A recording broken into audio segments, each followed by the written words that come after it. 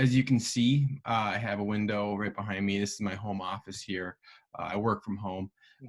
And, I'm just taking a afternoon stretch, lunchtime stretch, and there's a lot of wildlife here. And in fact, there's a coyote here right now. Really? I'm not even lying. Look at this. It's right here.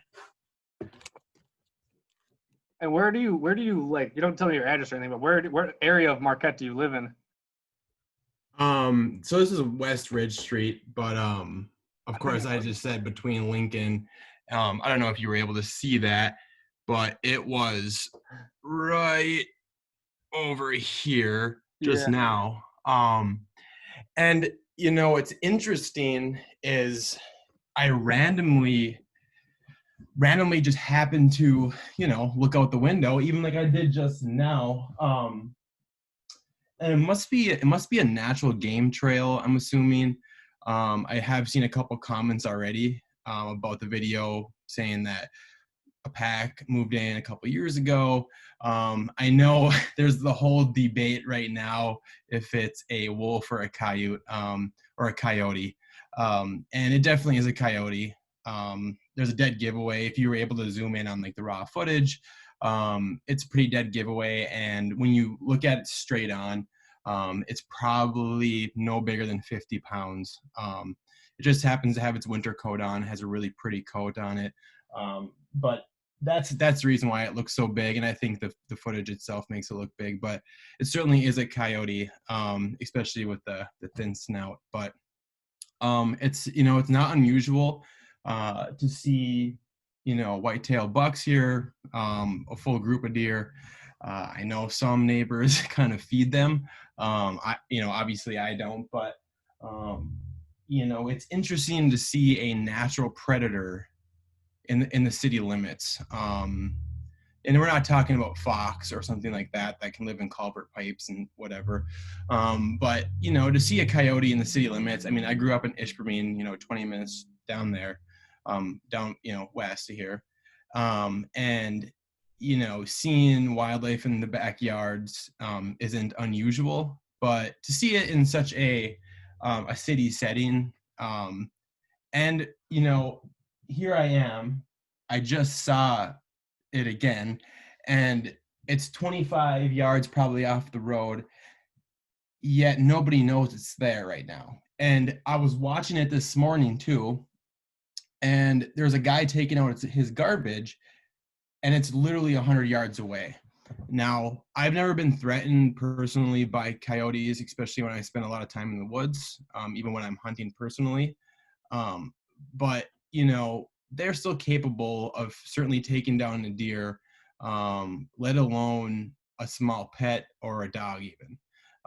And so that's why I really wanted to post it, just to kind of like let people know that, don't be living in the city for granted type of thing. They're here. We are sort of living with them, not the other way around. They're opportunists. They look anywhere, any place they can for, from anything from a mouse to, of course, like a deer. And my partner Nicole, she also works at home as well. And I had to pull her. I was like, "You got to come look at this." And it was almost like I was watching a scene out of Planet Earth. Honest to God. There's a big rock bluff right where this coyote runs, and the deer were bedding on top of it. I'm assuming that they do that to stay out of the wind, and of course, predators. But the deer were on top, and I was watching the coyote below the rock. You could smell them, could smell the deer, but it didn't know where they were. And then finally, of course, the deer have great scent, so they finally caught the scent, and the doe was playing a little game of like, kind of back off.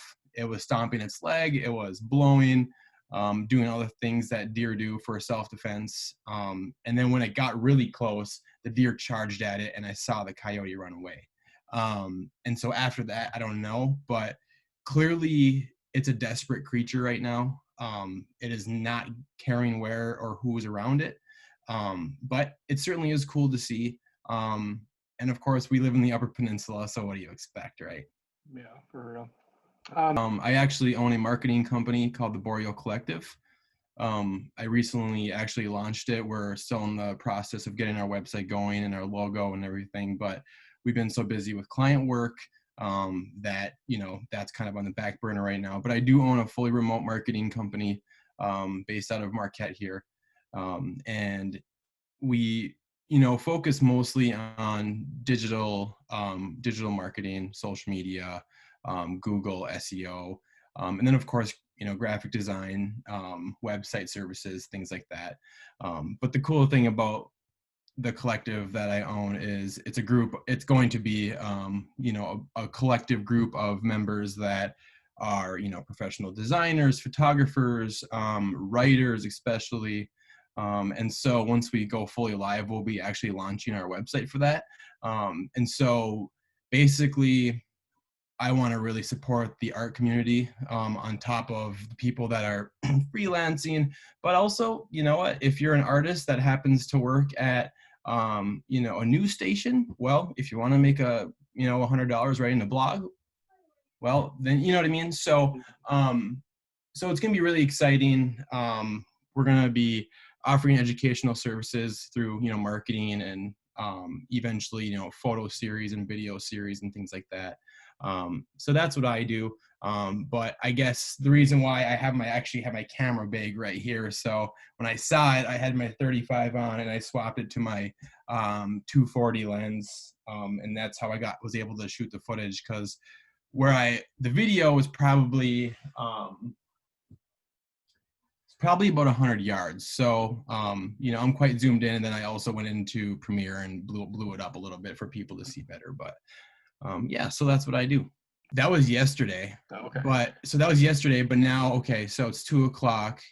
I saw it an hour ago, and I just saw it again. So typically, coyotes or predators are they're nocturnal. And of course, I am not a biologist by any means. I just happen to know a little bit about them. But to see them out and about, right in town here during the day is very bizarre. And maybe, someone from the DNR could offer some more education behind that. But for usually when I see, coyotes or wolves, it's in the evening time or early morning, or even, driving at night. To see them in the midday like this it's just very weird. And like I said, it's clearly, desperate. It's hungry. And, like I said, they are creatures of opportunity. So when there's opportunity available, like there are in the cities here, from big juicy squirrels to, deer that are pretty much people's pets, they're gonna go where they are. So yeah, I mean, I think it's just important for people. I know that we kind of get complacent and, what am I trying to say here? I guess it's really easy just to let your dog out or to let your pet out, and just to be like, oh, we're good, we live in the city, no big deal. But it would be unfortunate if something were to happen. And from where I saw it right now, there is I think it's like a 4-unit like duplex or something like that. Regardless, it's right there though. Even want to go as scary as if your children are playing in the backyard, but you know worst case scenario, that would be to happen. But again, they're creatures of opportunity, and if they have the opportunity, they'll take it. True. Altobello. Okay. Of course, yeah. And just mentioning, my company to you as well. If you're in that writing arena too, just be on the lookout for it. Want a couple $100 here and there, or you want to get some side jobs, just, I kind of want to start spreading that to, community wide, and eventually we will, but, I figured I'd just put that out there to you. So. Yeah, for sure. And if there's anything if you're like a link or anything you want me to add into the thing, please feel free to do that as well. Sounds good. All right. Thanks again, Ian. Appreciate it. Thanks. You too. Bye-bye.